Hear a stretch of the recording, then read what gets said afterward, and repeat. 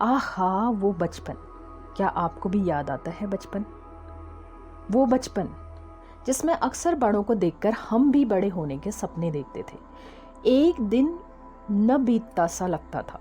कई मंसूबे थे, बड़े होंगे तो बंदिशें हटेंगी, रोक टोक हटेगी, हम भी अपनी मर्जी के मालिक होंगे। उफ, वो बचपन क्या गया, सच में फिर कभी न लौटा। ना वैसा मन रहा, ना वैसा उत्साह। एक ज़माना हो गया मुझे टीवी पर कोई प्रोग्राम देखे, सच में। मगर बचपन में हम दिन रात टीवी से चिपके रहते थे, घर वालों की डांट खाते थे। मगर जो मजाल थी जो हमें कोई टीवी के सामने से हटा दे, सिवाय बिजली के। जी हाँ, जब लाइट जाती थी तब भी हम टीवी को छोड़ते, वो भी कम से कम आधे घंटे की प्रतीक्षा के बाद।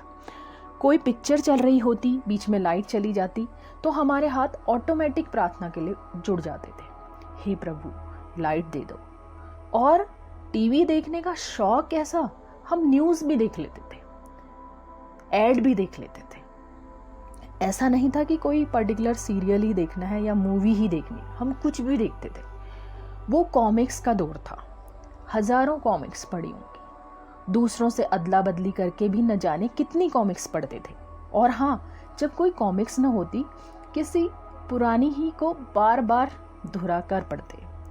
हमारे पापा गांव से काफ़ी दूर सरकारी नौकरी में थे, वो अकेले ही रहा करते थे। कभी कभार मुझे और मेरे छोटे भाई को भी साथ ले जाया करते थे। पापा हनुमान जी के भक्त थे, मंगलवार का व्रत करते थे और रात को मीठा भोजन करते थे। उस समय मेरी उम्र 8 साल और मेरे भाई की उम्र 6 साल रही होगी। एक संडे के दिन पापा हमें मार्केट घुमाने ले गए। उनकी वो फालतू के मोल भाव और शॉपिंग में मेरा तो कभी मन नहीं लगता था। वो एक दुकान से सामान खरीदने लगे तो मैंने देखा बगल के दुकान में एक टीवी चल रहा है। भगवान जाने क्या सीरियल चल रहा था, मैं भी देखने लगी। पता नहीं कितनी देर में वहाँ खड़ी रही। जैसे ही बिजली गुल हुई, मैं उस तल्लीनता से बाहर निकली तो मालूम पड़ा मेरे पापा और भाई आसपास कहीं नहीं थे। वो मुझे छोड़कर घर जा चुके थे। वो रास्ता मैंने बड़ी तेज कदमों से तय किया। जब मैं घर पहुंची तो देखा घर के दरवाजे पर ताला लगा था। मेरे पापा और भाई का कुछ भी पता न था। बगल के रूम में एक अंकल रहते थे। उन्होंने मुझे चढ़ाने के अंदाज से कहा, तेरे पापा और भाई तो चले गए घर, मतलब कि हमारे गांव, और तुझे छोड़ गए यहीं। चाबी भी मुझे देकर नहीं गए। अब तो भटकना रोड पर जा, अब जाकर आराम से टीवी देख, जब तक वो नहीं आते वहीं खड़ी रहना। ये सुनकर मेरी आंखों में आंसू आ गए। मैं अपने आप को कोसने लगी। अगर मैं वहाँ टीवी देखने खड़ी नहीं होती तो मेरे ऊपर ये मुसीबत नहीं आती। बाहर एक एलपीजी का सिलेंडर रखा था। मैं उस पर बैठकर शाम होने का इंतजार करने लगी। मन में एक आशा थी, क्या पता शाम तक पापा और भाई वापस आ जाए। हाँ, वो सच में आ भी गए। पापा ने मुझे अपनी नाराज़गी दिखाई और आगे से ऐसा न करने की हिदायत दी। वैसे भी मैं आगे से ऐसा खुद ही नहीं करने वाली थी, क्योंकि आज मैंने जितनी परेशानी झेली अगली बार मैं नहीं झेल सकती थी। पापा जी ने घर के एक कोने में हनुमान जी की एक गेरुए रंग की बड़ी सी मूर्ति रखी थी। वो सुबह शाम उसी की पूजा करते थे। उनके पास जितनी भी रेजगारी होती वो सब हनुमान जी के चरणों में समर्पित होती। हनुमान जी के लगभग घुटनों तक सिक्कों का ढेर लगा हुआ था। मगर हम इतने शरीफ, इतने ईमानदार बच्चे थे कि हम कभी उन पैसों के बारे में सोचा तक न करते थे। हमारे कमरे के ठीक नीचे ही एक जनरल स्टोर था। वहाँ काफ़ी कुछ सामान था। एक महीना जब हम पापा जी के साथ रहे, उसके बाद हमारा घर वापस जाना भी तय हुआ। जैसे ही अगले दिन घर जाने की बात पक्की हुई तो मेरे दिमाग में एक आइडिया आया। इतने दिन बाद घर जा रहे हैं, खाली हाथ कैसे जाएंगे? हमने अपने मम्मी के लिए कुछ न कुछ तो लेकर जाना ही चाहिए। ऐसा सोचकर मैंने अपना आइडिया अपने भाई को बताया तो उसने भी मेरी हाँ में हाँ मिलाई। लेकिन हमारी जेब में तो एक फूटी कौड़ी भी नहीं थी। फिर हम कैसे कुछ खरीद पाते? तभी मेरी हनुमान जी के चरणों के सामने लगे सिक्कों के ढेर पर नजर पड़ी तो खुशी से मेरी आंखें चमक गई। मैंने अपने भाई से कहा, उन सिक्कों के ढेर की ओर इशारा करके, देख पैसों का तो जुगाड़ हो गया।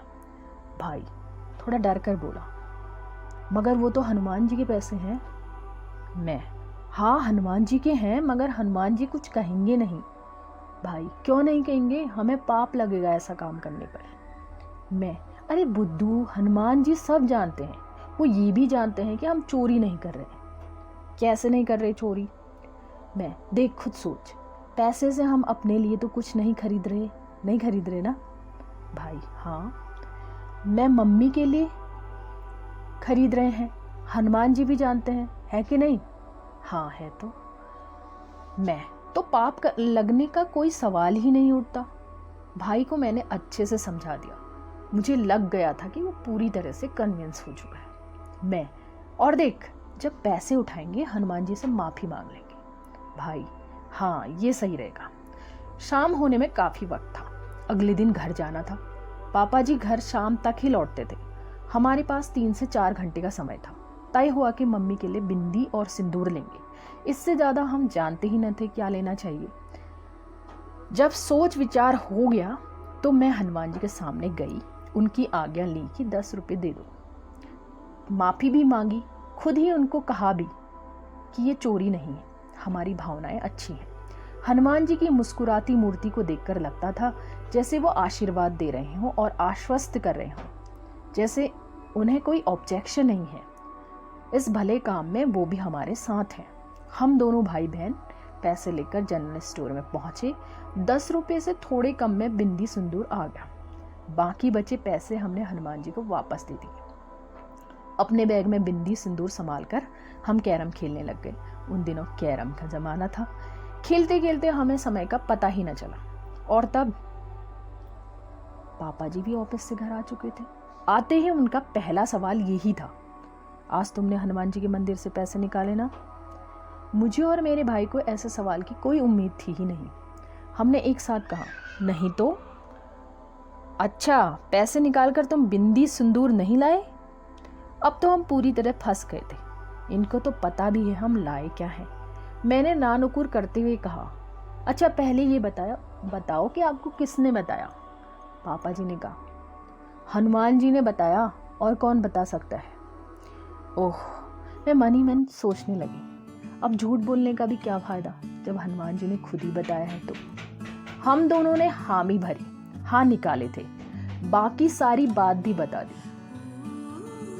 पापा जी ने समझाया, ऐसा नहीं करना, अब से ये चोरी है, हनुमान जी सब देखते हैं। हम दोनों सिर झुकाए खड़े थे और ये घटना हमेशा के लिए मेरे दिमाग में रही। लेकिन जब मुझे अकल आई, उस दिन मुझे समझ आया कि पैसे निकालने वाली बात पापा जी को हनुमान जी ने नहीं, उस दुकानदार ने बताई थी। आज भी ये बात याद आती है तो बड़ी हंसी आती। आहा,